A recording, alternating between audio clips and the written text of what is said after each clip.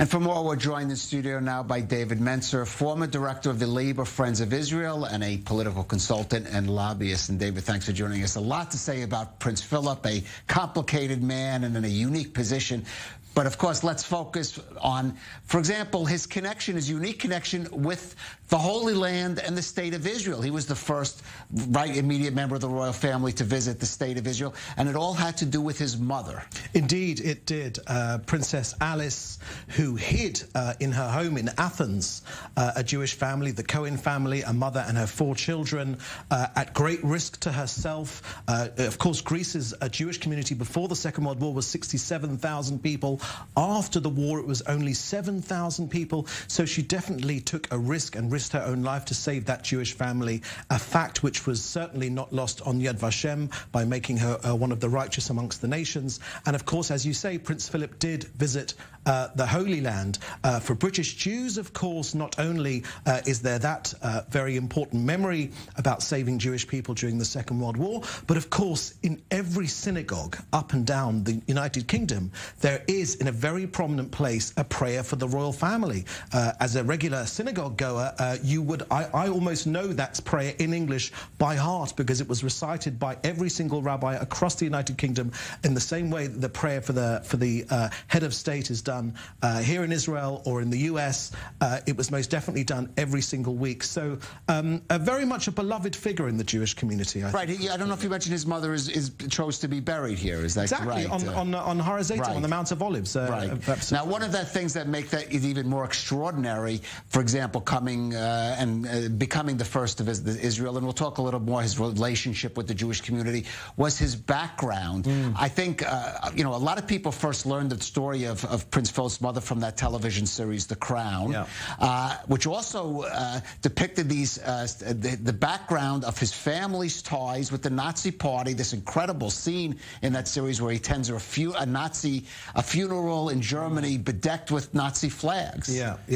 Well, of course, Prince Philip was a part of the generation which fought the Nazis. So his sort of anti-Nazi credentials were absolutely impeccable. But of course, there is the very old story about the royal families in Britain and in Germany and Russia being all related to each other. So, of course, that is an old story which people still don't forget. But I think for Prince... Meaning his sisters were married to Nazi German officials who were dedicated Nazis. That's true, but for Prince Philip himself, he was one of the royals which regularly attended Jewish events in the UK. Well, talk about that, because that's not so usual, and there have been previous members of the royal family. I'm not talking about the current ones, but previous ones whose feelings towards the Jewish community perhaps were not quite as cordial. Well, let's say right from the get-go, the Queen, Her Majesty the Queen, for all her wonderful virtues, and she is, I believe, a great woman and greatly respected across the world,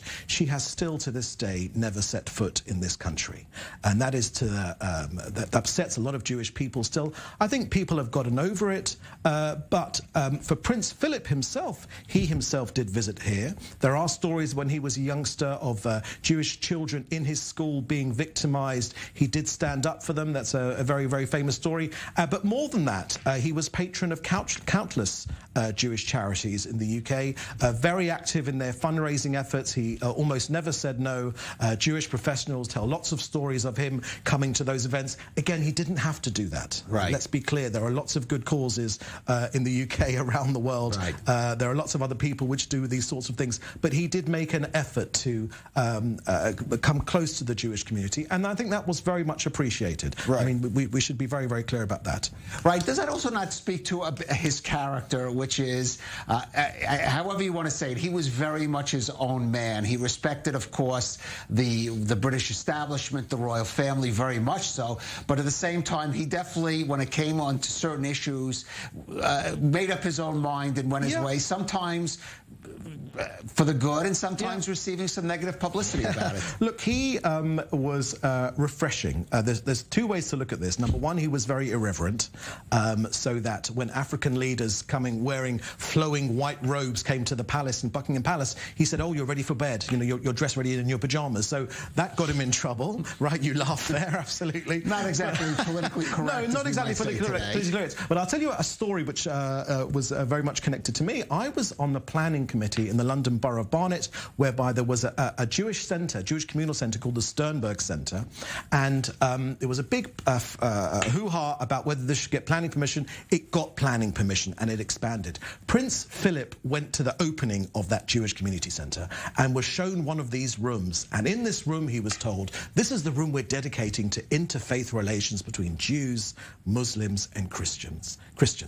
And he very famously quipped, "Don't you think it'd be a good idea to have a room dedicated for peace between Jews and Jews?" So, right. So this was a man that spoke his mind.